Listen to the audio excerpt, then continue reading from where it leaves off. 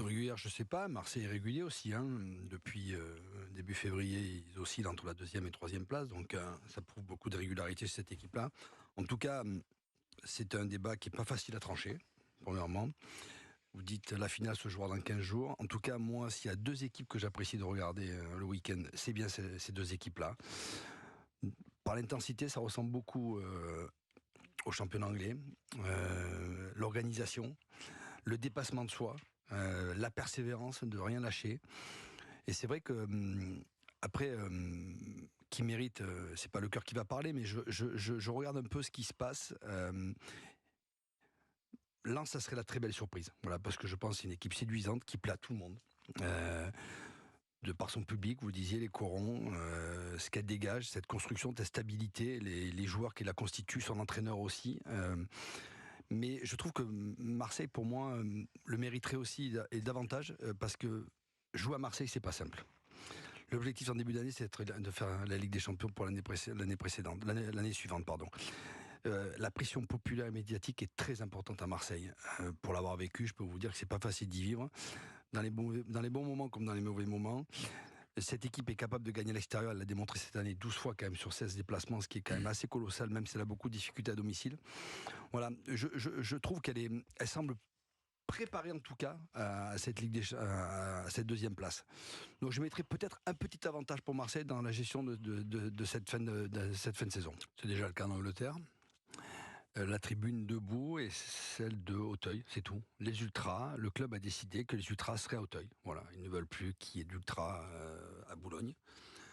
Il y a eu des tentatives de reconstitution de groupes, avec des tendances Boulogne il y a quelques années, donc politisées, néo-nazi, d'extrême droite.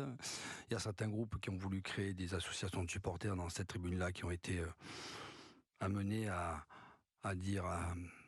se retirer, vu la pression qu'il y a pu avoir aussi par ces anciens supporters de Ultra de Boulogne. Et je pense que le club n'a pas envie de revivre aussi ce qu'il avait vécu il y a quelques années. Moi j'y étais, quand il y a eu le plan Le Pou, entre 2 tribunes extrêmement politisées, une d'extrême gauche et une à Auteuil et une d'extrême droite à Boulogne, qui a mené au décès d'un ultra. Donc le club anticipe, je trouve qu'il a été très maladroit en tout cas dans son communiqué. Mais je peux comprendre son appréhension, mais ce qui s'est passé il y a quelques années, il n'a pas envie de le revivre. Donc les ultras, c'est pas à Boulogne, ça sera là-bas. Maintenant, c'est une tribune Boulogne où il y a des étudiants. D'après ce que j'ai lu dans le Parisien, c'est plutôt un bon article qui résumait bien la situation pour les comités d'entreprise. Et on s'assoit à Boulogne. Voilà, les seules tribunes qui est debout, c'est à Auteuil. Pourquoi ? Parce que les sièges ont été adaptés pour être debout. Voilà, tout le reste du stade, ça sera assis. Voilà. Et ça, c'est selon vous une manière de contrôler les supporters, de contrôler les mouvements, les regroupements, parce qu'effectivement, au Parc des Princes depuis le plan Le Pou, les COP ne peuvent plus se réunir comme c'était le cas par le passé, quand vous étiez joueur notamment. Exactement, il y a un accord qui a été scellé entre le club et la CUP, et le CUP, on dit le CUP, oui c'est ça, voilà, où il y a la Cassos dedans, je crois qu'il y a d'autres associations, mais il n'y a que cette association-là qui est reconnue par le club, et il n'y en aura pas d'autres. Suite à ce qui s'est passé, je vous disais, cette tentative de reconstitution de groupe un peu d'extrême droite, qui a fait qui ont menacé certains d'autres groupes, qui a fait qu'ils ne veulent pas revivre ce qu'ils ont vécu il y a très longtemps, et ces affrontements terribles qu'il y a eu au Parc des Princes, voilà. Ça renvoie. Alors c'est au détriment des autres, je peux comprendre. Et à la sortie, vous avez qu'une partie du stade où il y a une ambiance. Voilà, c'est à Auteuil. À Boulogne, il n'y a plus rien. C'est pas comme à Marseille, il y a toutes les tribunes, ou à Lens. Il y a toujours une tribune, mais ça va être très, très grande. Voilà, donc c'est dommage. Mais il y a du risque. Voilà, il y a du risque. C'est uniquement, très franchement, un problème d'ego. C'est que ça. C'est-à-dire qu'il a été le meilleur joueur du monde, il a été l'un des meilleurs attaquants du monde, que ce soit, je veux dire, dans tous les clubs où il est passé. Ça a été un magnifique joueur, je suis désolé. J'ai adoré ce joueur, j'ai adoré tout ce qu'il faisait, j'ai adoré les buts qu'il a marqués. Mais n'oublions pas quand même que vous parlez tout à l'heure des différents clubs, dans le club saoudien où joue notre ami Ronaldo. N'oubliez pas que là-bas, ce sont des supporters inconditionnels du Football Club de Barcelone de l'époque de Messi.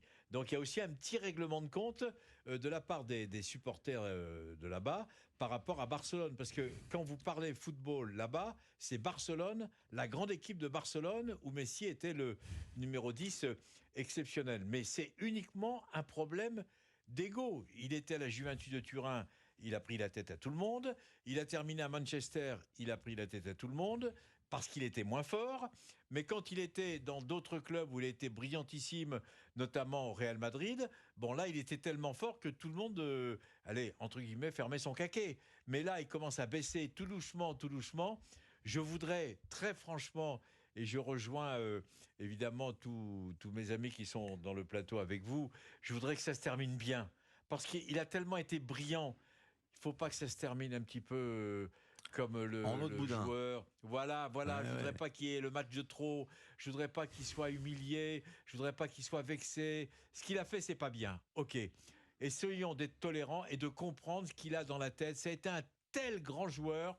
Moi, je voudrais qu'on termine sur une note positive. Si c'est possible, hein. Il s'en donne pas les moyens, Jacques. Il s'en donne pas les moyens.